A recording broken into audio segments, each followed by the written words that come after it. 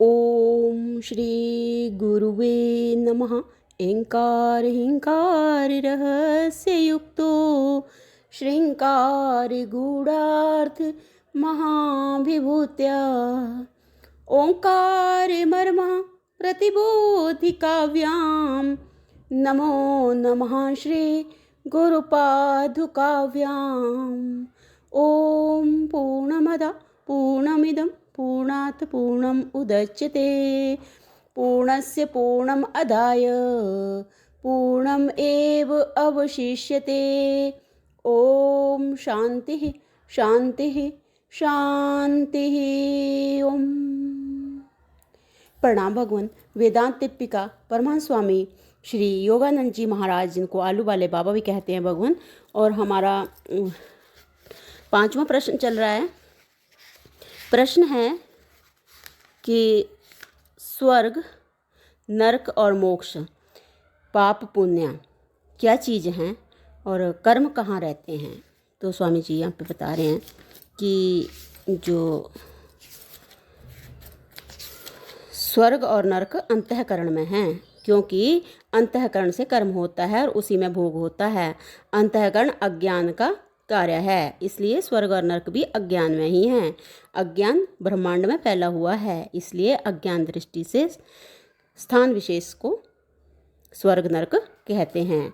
तो अब स्वर्ग के बारे में बता रहे हैं कि भाई स्वर्ग जो है, इस लोक में जितना सुख है उससे विशेष सुख स्वर्ग में है। यहाँ के भोग से स्वर्ग के भोग कई गुना अधिक और दिव्य होते हैं। वहाँ का शरीर पंचभौतिक सूक्ष्म भाव से बना हुआ दिव्य और ऐश्वर्यवान होता है। देवताओं को कई प्रकार की उत्तम सिद्धियाँ जन्म से ही प्राप्त होती हैं। जैसे मनुष्यों को मेहनत करके काम करना पड़ता है और भोजन भी बनाकर खाना पड़ता है, वैसे देवताओं को नहीं करना पड़ता। संकल्प से सब काम और अमृत के दर्शन मात्र से उनकी तृप्ति हो जाती है। देवताओं का शरीर मलमूत्र रहित होता है।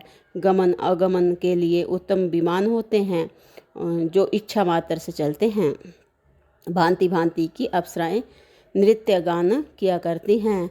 उनके अंग प्रत्यंग विकार रहित निर्दोष होते हैं। वे अप्सराएं देवताओं के रमण करने के लिए होती हैं। वहाँ शारीरिक रोग, बुढ़ापा और मरण नहीं होता। इस प्रकार की सब विभूतियाँ होते हुए भी अज्ञान में होने से वहाँ का सुख ईर्ष्या, द्वेष और अभिमान से रहित नहीं है। और जब पुण्य का भोग समाप्त होता है तब मृत्युलोक में गिरा दिए जाते हैं, जिससे महान कष्ट होता है। अब बताएंगे नरक के बारे में। तो यहाँ पे स्वामी जी बता रहे हैं कि उस स्थान विशेष को कहते हैं नरक, जिसमें अंतःकरण और शरीर विशेष मलिन पदार्थों से बना हुआ तमोगुणमय होता है। यह उसी स्थान का नाम है जहाँ महान पाप का फल भोगा जाता है। वहाँ दुख अधिक होता है, नित्य जलन और अनेक प्रकार का कष्ट होता है। प्राणी नित्य सताए जाते हैं। बुद्धि की मलिनता और कष्ट की अधिकता से शुभ कर्म ईश्वर भजनातिक नहीं हो सकते।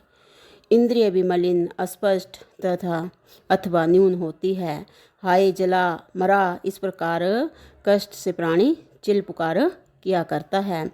इस लोक के नरकों में गर्भवास जो है प्रत्यक्ष है, जहाँ प्राणी अंधेरे जेल खानों में बंद होता है, मलमूत्र आदि दुर्गंध युक्त पदार्थों के साथ रहता है। इंद्रिय बल रहित होने से अंतर में जलने के सिवाय और क्या होता है।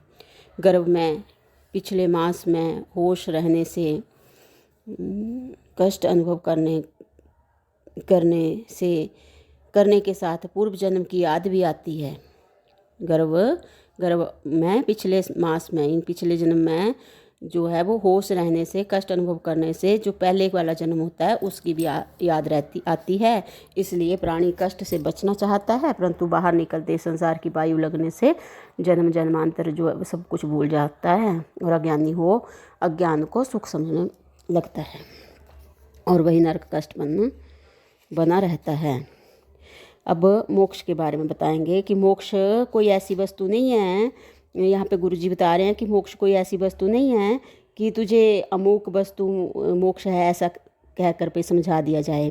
या दिखला दिया जाए कि ये मोक्ष है। तो मोक्ष जो है, मोक्ष का अर्थ है छूटना। यदि यह पूछे कि किससे छूटना है तो उसका उत्तर है कि अज्ञान से छूटना है। जब तक हमको यह मालूम नहीं होता कि हम अज्ञानी हैं तब तक अज्ञान हमको दुखदायक है। जब तक अपने को अज्ञानी ना जानेगा तब तक अज्ञान से छूटना क्यों चाहेगा। जब तक अज्ञानी न्यूनाधिक भाव से भी अपने को अज्ञानी ना माने तब तक उसे मोक्ष की बात भी नहीं सुहाती। जितना कष्ट है वह सब अज्ञान का है, और जो कुछ भी और जो कुछ भी सुख प्रतीत होता है वह भी ना शर्वंत और परिणाम में दुख रूप है।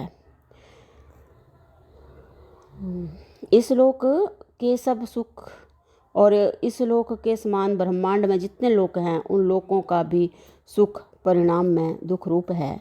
अज्ञान है, यह समझकर अज्ञान सहित अज्ञान के सब कार्यों के भाव से रहित होना, अज्ञान से छूट जाना मोक्ष है। अज्ञान अज्ञान का कार्य और अज्ञान जिससे हैं उस आद्य प्रकृति के भाव से आत्मा का पृथक कर लेना मोक्ष है। जगत के अनंत दुख के कारण सहित निवृत्ति होने पर अखंड आनंद स्वरूप पर ब्रह्म की प्राप्ति मोक्ष स्वरूप है। तो अब जो है, एक मनुष्य के पास एक तोता था। जहाँ यह रहता था वहाँ के लोग एक दिन एक महात्मा के दर्शन करने जाने लगे। उस महात्मा के पास भी एक तोता था। सबों ने महात्मा से पूछने के लिए एक प्रश्न सोच रखा था। एक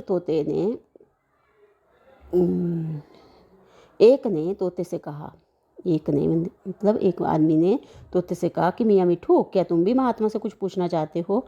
तो तोते ने कहा, आप लोग महात्मा जी से प्रश्न करेंगे, मैं पक्षी हूँ, मेरा प्रश्न मेरे एक जाति जीव से जो वहाँ पेड़ पर रहता है उससे करना।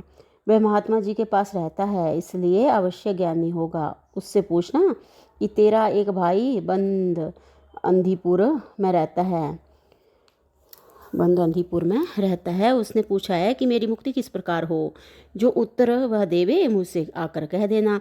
सब लोग संत के दर्शन करने लगे। उन्होंने संत के स्थान के वृक्ष पर तोता देखा और उससे अपने घर के तोते का प्रश्न किया। प्रश्न सुनते ही तोता मूर्छा खाकर गिर पड़ा और मृतक के समान हो गया। कुछ उत्तर न दिया। लोग भीतर गए और महात्मा जी से मिलकर तोते से प्रश्न करने और उसके मूर्छित होकर गिरने का हाल कहा। तो महात्मा जी भी सुनकर अचेत के समान पृथ्वी पर गिर गए। यह देखकर सबको बड़ा आश्चर्य हुआ। थोड़ी देर पश्चात वे उठ खड़े हुए। इसका कारण पूछने की किसी की हिम्मत न हुई। कुछ देर वार्तालाप करके सब अपने घर लौट आए। तोते ने जब अपने प्रश्न का उत्तर मांगा तब उन्होंने तोते की और महात्मा की जो अवस्था हुई थी वर्णन की। तोता समझ गया और अचेत होकर पिंजरे में गिर गया। उसकी यह अवस्था देखकर सबों को आश्चर्य हुआ। जब बहुत देर तक तोता ना उठा तो सबों ने मृतक जानकर उसको पिंजरे से निकालकर बाहर फेंक दिया। बाहर फेंकते ही तोता सावधान होकर उड़ गया, बंधन से मुक्त हुआ। यही मोक्ष है। महात्मा के तोते ने उत्तर दिया था कि मर जाने के समान होने से मुक्त होगा, यह श्रवण है। मर जाने के समान होने से मुक्त होगा, यह श्रवण है। और महात्मा ने उसी बात का मनन करके दिखलाया। तोता निधिध्यासन करके मुक्त हुआ। जब तक प्रथम मर जाने के समान आसक्ति वासना रहित ना हो तब तक कोई मुक्त नहीं होता। जगत के आंतरिक भाव का मरण और अपनी आद्य स्वतंत्रता स्वरूप की प्राप्ति मोक्ष है।